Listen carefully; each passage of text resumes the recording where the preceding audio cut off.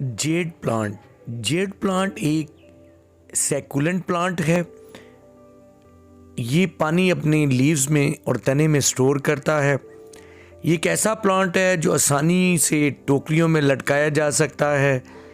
Ground covering करनी हो, colourful pots हों, हर स्टाइल हर तरह से ये बहुत आसानी से ग्रो कर जाता है।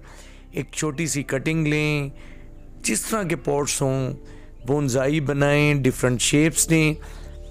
बहुत ही वर्सटाइल, बहुत खूबसूरत, डिफरेंट कलर्स में, बहुत सी वैरायटीज़ में ये आपको मिलता है। मेरी इस वीडियो में किस तरह से ये ग्रो करता है सभी का सभी आपसे शेयर करेंगे। तो आए फ्रेंड्स, फिर इस वीडियो के साथ जुड़े रहें। फ्रेंड्स, जेड प्लांट को मैंने ये टावर में ग्रो किया है। ये टावर मैंने एक डिज़ाइन किया है, नीचे सपोर्ट देकर, लुटकी रख कर, और ये देख रही हैं कि टोकरी स्टाइल में टोकरियाँ लटकाकर आप इसे ग्रो कर सकती हैं। इसकी कटिंग्स लगा दें टोकरी में, और जैसे जैसे इसकी शाखें लटकती जाएंगी तो ये नीचे बहुत खूबसूरती लटकी स्टाइल में दिखाएगा। कलरफुल बहुत खूबसूरत पॉट्स जिनमें प्लांट्स उगाना नामुमकिन होता है, उनमें भी आप इसे ग्रो कर सकती हैं। ये मेरा मदर प्लांट जो मैंने सबसे पहले लिया था, एक बार नर्सरी से लेकर आए और इसकी कटिंग लगाकर ये मेरा जो रूफ पर गार्डन है, छत पर मैंने गार्डन बनाया हुआ है। ये अगर कहा जाए तो गलत नहीं होगा। इसकी खूबसूरती में इजाफा इस जेड प्लांट ने काफ़ी हद तक किया है। तो मैं इसकी कटिंग्स काटता रहता हूँ और डिफरेंट स्टाइल देता हूँ। तो आप ये देखेंगे, ये टोकरी में मैंने लगाया है। छोटी सी एक कटिंग लें और लगाते चले जाएं और ये इस तरह से ग्रो करेगा। ये एक टावर, एक और टावर जो मैंने यहाँ पर बनाया, और इसकी खूबी और जो मुझे पसंद है, इसलिए इसे पानी दे दें तब भी ग्रो करेगा, ना दें तब भी ग्रो करेगा। ना देने का मतलब बहुत कम दें, जब टाइम मिले दें, ग्रो कर जाता है। मेरे पास इसका कभी भी कोई प्लांट ज़ाया नहीं हुआ, क्योंकि बहुत ही हार्डी प्लांट है। चाहे इसकी कटिंग गिर जाए, इसके लीव्स गिर जाएं, ये बहुत आसानी से ग्रो करता है। ये एक बूट में ग्रो कर रहा है। ये एक और स्टाइल जहाँ पर मैंने एक लैंडस्केपिंग की है। मेरी छत पर ये क्यारी है, तो इसमें मैंने ये घड़े में लगाया है इसे। अब ये लटकता चला जाएगा, जैसे जैसे लटकेगा वैसे इसकी खूबसूरती में इजाफा होता चला जाएगा। ये मैंने एक डक बीच में रख कर पोर्ट में इसे ग्रो किया है दरमियान में, और ये फिर इस तरह से लटकता चला जाएगा। ये देखें कि ये पोर्ट देखें, एक स्टील के पोर्ट्स हों, जिस तरह के भी पोर्ट्स हों, आप इसे ग्रो करें, बहुत आसानी से ग्रो करता चला जाएगा। तो ये मैंने सब शेप्स आपसे इसलिए शेयर की हैं ताकि आपको दिखा सकूं कि ये हर स्टाइल में, हर तरह के पोर्ट्स में बहुत आसानी से ग्रो करता है। आइए आपको कुछ चंद एक अपने बोनसाई प्लांट्स हम आपको दिखा रहे हैं। ये भी कटिंग्स मैंने ली थी, और किस तरह से ली थी, तो अपने प्लांट से एक बड़ी कटिंग लेकर इस तरह के खूबसूरत बोनसाई प्लांट्स बना सकती हैं। और ये इस प्लांट की जो शाखें होती हैं बने बनाए बोनसाई होते हैं। तो आए फ्रेंड, एक आपको शाख लेकर, इस मदर प्लांट की एक शाख लेकर आपको एक आसानी से बोनसाई बनाना भी सिखाते हैं।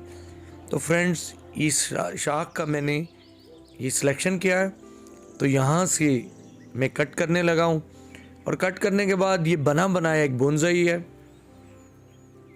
ऐसे कटर से इस तरह से आप कट कर लें, तो इसकी बड़ी से बड़ी शाख भी कटर से आसानी से कट हो जाती है, क्योंकि जूसी होती है, सैकुलेंट होता है, अंदर से हार्डी नहीं होती। और इसे जिस मौसम में चाहे लगा लें, सर्दियों गर्मियों, इसकी ग्रोथ जारी रहती है। और अब ये इसे थोड़ा सा इसे शेप देकर आप इस तरह से भी लगा सकती हैं। ये बहुत खूबसूरत है, लेकिन मैं इसे आहिस्ता आहिस्ता एक और अपना पहले जैसे जो मेरे पास बोनसाई है उसी तरह का बना लूँगा। तो इसके नीचे से ये शाखें काट दें ताकि नीचे से इसका तना वाज़े नज़र आए, और ऊपर जैसी मर्जी शेप दें। तो मैंने इसकी देखें इस तरह से मैंने कटिंग कर दी है, और कटिंग करने के बाद एक ये ओल्ड ट्री की लुक देने लगा है।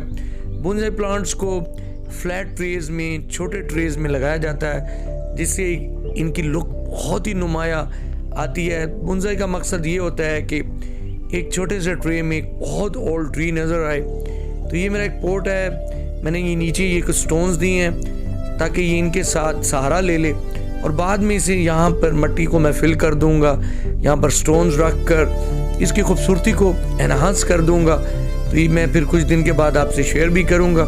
यहाँ इसके ये पैड्स बनते चले जाएंगे, और बनने के बाद ये शाख थोड़ी सी बड़ी है, यहाँ से कट कर दूँगा, और इस तरह से भी ये खूबसूरत लग रहा है। ऐसे लग रहा है कि जैसे वायर दे के इसकी शेप ली है। ये बहुत सारी कटिंग्स अब बच गई हैं, इन्हें भी लगाने से बहुत से प्लांट्स बन जाएंगे। तो फ्रेंड्स, आप इस जेड प्लांट को एक बार लें या किसी फ्रेंड से कटिंग लेकर आएँ तो इस तरह के खूबसूरत प्लांट्स बना सकते हैं। अब इसकी कुछ वैरायटीज़ और इनके डिफरेंस मैं आपसे शेयर करने लगा हूँ। ये वेरीगेटेड जेड प्लांट है। ये वेरीगेटेड जेड प्लांट, इसकी जो साइड्स हैं वो वाइट होती हैं और दरमियान से इसका पत्ता ग्रीन होता है। और ये एक और टाइप है, इसमें दरमियान में ये थोड़ा वाइट कलर का, लाइट ग्रीन, और साइडों पे डार्क होता है। इसकी नीचे शाख जो है ये डार्क पिंक कलर की होती है। तो शाख भी बहुत खूबसूरत लगती है, और इसके लीव्स तो आप देख रही हैं कि कितने खूबसूरत लग रहे हैं। ये बहुत फैंसी टाइप्स हैं, खूबसूरत टाइप्स हैं, क्योंकि इनके लीव्स में वेरिगेशन है, तो फोटोसिंथेसिस का अमल थोड़ा इनमें कम होता है, तो इनकी ग्रोथ थोड़ी स्लो होती है एज़ कम्पेयर टू जो हमने शेयर किए हैं। इनके मुकाबले में जो ग्रीन कलर के जेड प्लांट्स होते हैं, ग्रीन पत्तों वाले, जो कि ये हैं, ये बहुत तेज़ी से ग्रो करते हैं। आप लें तो 2-3 मंथ्स में वो पूरी शेप ले जाएंगे। लेकिन जो वेरीगेटेड टाइप्स हैं ये थोड़ी स्लो होती हैं। ये भी एक बड़ी टाइप है जिसे क्रैसुला अवाटा कहते हैं। इसे भी बाज़ लोग जेड कहते हैं, लेकिन जेड की ये छोटी टाइप्स हैं। अगर इन्हें लटकाया जाए तो इस तरह की लंबी लंबी शाखें बन जाती हैं। और ये अगर इस तरह के प्लांट्स लें तो इनकी कटिंग्स भी लेकर आप बहुत से प्लांट्स बना सकते हैं। तो मैं एक प्लांट लेकर आया था, और ये कटिंग्स मैंने हाजी इमदाद साहब की नर्सरी से ली थी, और अब ये भी मेरे पास प्लांट्स बन चुके हैं। इनकी भी मैं छोटी छोटी कटिंग्स और करूँगा, बनाऊँगा। और ये एक टावर जिस पर मैंने कटिंग्स ही लगाई थी। जब भी मैं कोई प्रोजेक्ट बनाने लगता हूँ तो जो भी इसकी कटिंग्स बचती हैं, तो जो कटिंग्स हैं वो इसके अंदर मैं लगा दिया करता था। और पानी भी जब मुझे याद रहता तो मैं देता, क्योंकि मेरे बहुत से प्रोजेक्ट्स हैं, उन पे काम करते हुए टाइम कम निकलता था, लेकिन लगाते हुए ये खूबसूरती अब दिखा रहे हैं। तो कितने खूबसूरत प्लांट्स बन चुके हैं। उम्मीद करता हूँ ये प्लांट पर आपको वीडियो पसंद आई होगी। अल्लाह हाफिज़।